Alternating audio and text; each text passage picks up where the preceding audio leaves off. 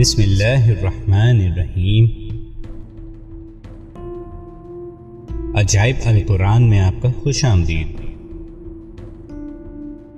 حضرت سلیمان علیہ السلام حضرت داؤد علیہ السلام کے فرزند ہیں۔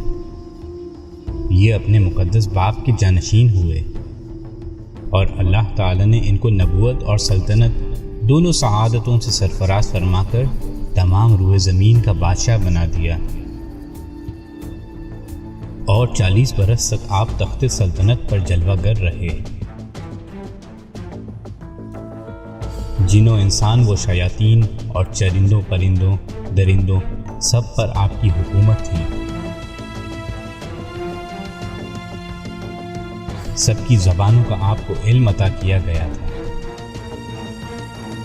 اور طرح طرح کے عجیب و غریب صنعتیں آپ کے زمانے میں بروئے کار آئیں۔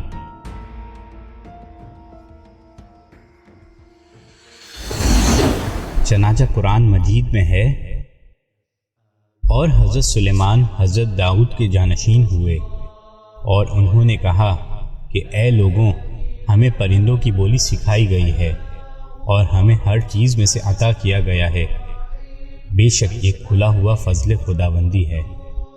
اسی طرح قرآن مجید میں دوسری جگہ ارشاد ہوا ہے، اور سلیمان کے وس میں ہوا کر دی، اس کی صبح کی منزل 1 مہینہ کی راہ اور شام کی منزل 1 مہینے کی راہ، اور ہم نے اس کے لیے پگھلے ہوئے تانبے کا چشمہ بہایا، اور جنوں میں سے وہ اس کے آگے کام کرتے اس کے رب کے حکم سے، اور جو ان میں ہمارے حکم سے پھرے ہم اسے بھڑکتی ہوئی آگ کا عذاب چکھائیں گے۔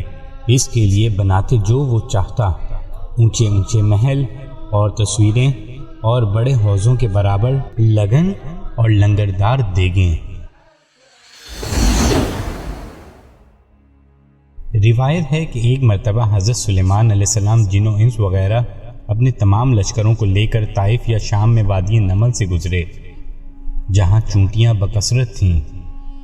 تو چونٹیوں کی ملکہ جو مادہ اور لنگڑی تھی، اس نے تمام چونٹیوں سے کہا کہ اے چونٹیوں، تم سب اپنے گھروں میں چلی جاؤ، ورنہ حضرت سلیمان اور ان کا لشکر تمہیں بے خبری میں کچل ڈالے گا۔ چونٹی کی یہ تقریر حضرت سلیمان علیہ السلام نے سن لی اور وہ مسکرا دیے۔ چنانچہ اللہ تعالیٰ قرآن میں ارشاد فرماتا ہے، یہاں تک کہ جب حضرت سلیمان علیہ السلام مع لشکر کے وادی نمل میں آئے تو ایک چونٹی بولی کہ اے چونٹیوں، تم اپنے گھروں میں چلی جاؤ کہ تمہیں حضرت سلیمان اور ان کے لشکر بے خبری میں کچل نہ ڈالیں۔ تو حضرت سلیمان اس بات سے مسکرا کر ہنس دی۔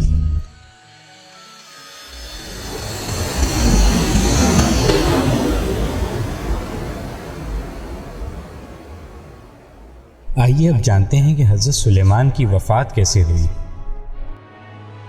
ملک شام میں جس جگہ حضرت موسیٰ علیہ السلام کا خیمہ گاڑا گیا تھا، ٹھیک اسی جگہ حضرت داؤد علیہ السلام نے بیت المقدس کی بنیاد رکھی، مگر عمارت پوری ہونے سے قبل ہی حضرت داؤد علیہ السلام کی وفات کا وقت آن پہنچا، اور آپ نے اپنے فرزند حضرت سلیمان علیہ السلام کو اس عمارت کی تکمیل کی وصیت فرمائی۔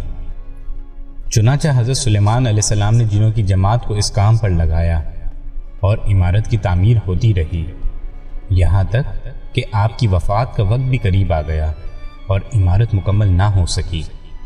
تو آپ نے یہ دعا مانگی کہ اے الہی، میری موت جنوں کی جماعت پر ظاہر نہ ہونے پائے، تاکہ وہ برابر عمارت کی تکمیل میں مصروف عمل رہیں، اور ان سبوں کو جو علم غیب کا دعویٰ ہے وہ بھی باطل ٹھہر جائے۔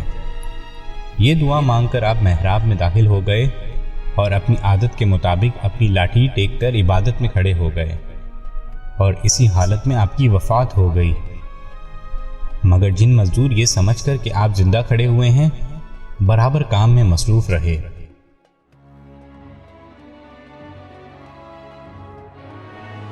غرض 1 سال تک وفات کے بعد آپ اپنی لاٹھی کے سہارے کھڑے رہے،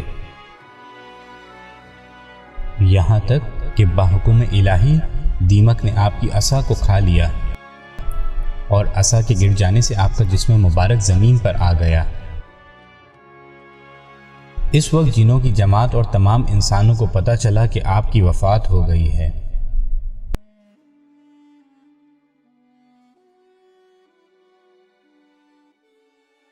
قرآن مجید میں اللہ تعالیٰ نے ان واقعے کو اس لفظوں میں بیان فرمایا ہے: پھر جب ہم نے ان حضرت سلیمان پر موت کا حکم بھیجا تو جنوں کو ان کی موت دیمک ہی نے بتائی جو ان کے عصا کو کھا رہی تھی۔